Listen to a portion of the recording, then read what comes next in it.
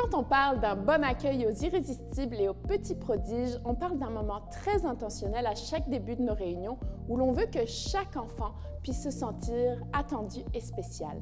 Un moment au cœur même de l'expérience que nous souhaitons créer à la Chapelle Junior, et je précise que cet accueil n'est pas seulement réservé aux responsables. Pourquoi? Premièrement, parce qu'un accueil adapté facilitera le premier contact avec l'enfant et sa famille.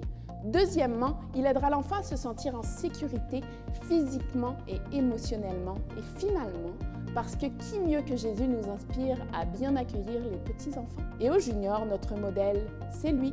Alors comment fait-on concrètement pour bien accueillir nos plus petits selon notre rôle le dimanche? Et comment fait-on quand ça se passe moins facilement? Un bon accueil repose sur de bonnes pratiques. Et pas seulement d'une seule personne, mais de plusieurs. C'est un vrai travail d'équipe. Pour nous, cet accueil repose sur 4 éléments importants. Une personne dédiée à accueillir les familles, une ambiance paisible et chaleureuse, une approche intentionnelle et engagée, et finalement une équipe qui s'entraide et se soutient. Tout d'abord, je veux m'adresser aux responsables. Votre rôle est primordial pour que l'enfant soit accompagné de ses parents au reste de l'équipe de la meilleure manière possible. Vous êtes un relais pour vos coéquipiers. Comment fait-on pour être un bon relais? En étant un repère, un visage connu pour l'enfant. Plus l'enfant va retrouver des visages connus, plus il va se sentir en sécurité et se sentir en confiance au Junior. En étant dédié à l'accueil. Quand on parle de personne dédiée, on parle d'une personne qui ne fait que l'accueil et pas mille autres choses. En étant souriant, on n'a plus de masque, profitons-en. En étant quelqu'un qui pose de bonnes questions, par exemple, « Comment ça va ce matin? Comment s'est passée la nuit pour les plus petits? » La réponse du parent va vous aider à comprendre certains comportements inhabituels de l'enfant, comme un enfant qui se couche. La réponse du parent va vous aider à comprendre certains comportements inhabituels de l'enfant, comme un enfant qui se couche sur un tapis ou un poupon qui pleure plus qu'à l'habitude. Vos questions offriront aux parents l'opportunité d'échanger un peu plus avec vous sur leurs enfants et leur témoignera votre intérêt. Si tu es parent, tu sais combien ce souci envers nos enfants est important et sécurisant. En étant un bon relais d'information, ça sera aussi votre rôle de répondre aux questions des parents sur le programme, le déroulement de la réunion, etc. Mais aussi de rappeler notre fonctionnement comme l'identification des couches aux pouponnières ou l'importance d'avoir l'étiquette check-in pour récupérer votre enfant. Tout ça pour dire qu'il est très important et utile pour vous d'être au courant de tous ces détails. Et dernière étape essentielle en étant un relais. Au fur et à mesure que les enfants arrivent, le responsable continue ce même fonctionnement en gardant toujours à l'esprit que son rôle premier est d'accueillir chaque enfant en vue de son intégration dans le groupe, avec le soutien de l'équipe. Si vous n'êtes plus disponible ou que vous n'avez plus les mains libres, c'est que le relais ne s'est pas fait. Et là, chers moniteurs, vous intervenez. Donc, comment fait-on pour prendre le relais? 1. En restant attentif aux besoins et demandes du responsable. Pour que le responsable puisse continuer d'accueillir les familles, il va se tourner vers vous et parfois vous demander spécifiquement de prendre le relais avec un enfant. Restez sur le qui-vive, comme on dit. 2. En vous mettant physiquement au niveau de l'enfant. Nous accueillons des petits et pour eux, on est des géants. Alors prenez le temps de vous mettre à leur niveau et face à eux pour leur parler, que ce soit à genoux ou accroupi. Regardez l'enfant dans les yeux quand vous vous adressez à lui. 3. En vous présentant à l'enfant et en lui demandant son nom. Vous connaissez déjà son nom grâce à l'étiquette check-in, mais ces premiers mots-là vont souvent briser la glace et vous permettre de commencer à lui parler et lui poser d'autres questions ou simplement le complimenter sur le beau dinosaure sur son chandail ou son doudou.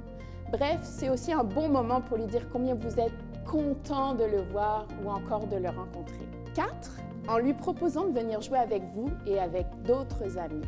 Certains enfants voudront être pris dans les bras, d'autres auront simplement besoin que vous leur tendiez la main pour les accompagner. Et d'autres encore partiront juste après avoir entendu le mot « je ». Proposez et écoutez la réponse de l'enfant. Il saura vous montrer ce qu'il a besoin.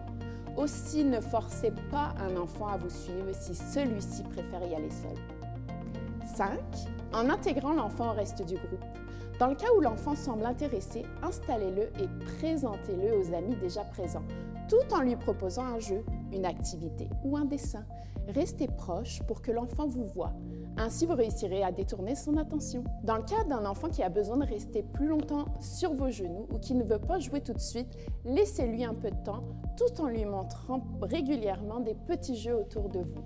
Et petit conseil, n'hésitez pas à commenter ce que les autres amis font, comme oh, « T'as vu leur jeu a l'air vraiment cool. As-tu vu la taille de la tour? Énorme. Aimes-tu les autos toi aussi ?»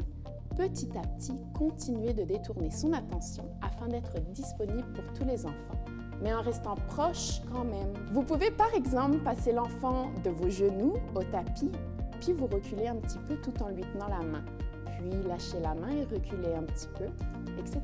Vous comprenez le principe. Le but, vous l'avez compris, est d'être pleinement attentif à chaque enfant tout en restant disponible pour le groupe. Toute une mission, je vous l'accorde, mais courage! Pour terminer, si vous avez déjà servi dans un de nos groupes à la Chapelle Junior ou dans n'importe quelle autre structure qui accueille des enfants, vous savez que ça ne se passe pas toujours aussi sereinement qu'on le voudrait, pas vrai? Les enfants qui ne veulent pas entrer, ceux qui pleurent ou s'accrochent à leurs parents, on en parle? Dans ce cas précis, une des difficultés pour le responsable à l'accueil est de pouvoir continuer d'assurer un bon accueil malgré les enfants plus timides qui hésitent à entrer ou même ceux qui pleurent. Alors, comment on s'en sort? Eh bien, on joue de nouveau notre meilleure carte, l'équipe. Dans le cas d'un enfant incertain ou timide à entrer, voici mon conseil.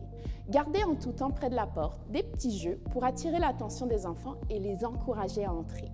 Une fois qu'il accepte, proposez-lui qu'un moniteur s'assoie avec lui. Vous pouvez alors le rassurer en lui expliquant le programme de la matinée. Maintenant, dans le cas d'un enfant qui pleure, voici ce à quoi je vous encourage. Tout d'abord, il faut savoir qu'un enfant qui pleure au moment de sa séparation avec son parent le fait souvent pour plusieurs raisons. Insécurité, frustration, fatigue et parfois ça le tente juste pas. Bref, quelle que soit la raison, on ne doit jamais être indifférent à ses larmes et son état. La toute première étape est de rassurer le parent que si les larmes durent, nous l'appellerons via son numéro check-in, numéro qui s'affichera sur l'écran dans la réunion des adultes. Ensuite, et après vous être mis à son niveau pour les 18-36 mois et les 3-5 ans, ou l'avoir pris dans vos bras pour les poupons, rassurez l'enfant en mettant des mots sur les sentiments qu'il vit. Par exemple, « Je sais que tu es triste, mais on va bien s'amuser ensemble et papa ou maman vont venir te chercher tout de suite après la réunion », tout en l'accompagnant vers quelqu'un de l'équipe. En continuant de lui parler et de le consoler, cet autre moniteur pourra commencer à détourner son attention en trouvant un petit jeu ou en chantant une petite chanson. Autant vous dire que rester assis sans bouger avec l'enfant dans les bras ne détournera rien du tout. Soyez créatifs pour trouver des façons de changer son focus. Si l'enfant ne veut pas qu'on le touche ou qu'on le prenne dans les bras, respectez-le, mais rappelez-lui que vous êtes là s'il a besoin. Un moniteur pourra de temps en temps revenir vers lui pour lui proposer de jouer et de se joindre au groupe. En conclusion, l'accueil est sans nul doute une étape essentielle de nos réunions à la Chapelle Junior. Sa qualité et son efficacité impacteront grandement l'expérience de nos familles, de nos enfants et de notre équipe à l'Église. Évidemment, il sera tenté de qui nous sommes, de notre caractère et de notre tempérament. Mais c'est parfait! Et je suis certaine que ces conseils pourront vous aider à assurer un bon accueil à tous nos petits. Bonne pratique!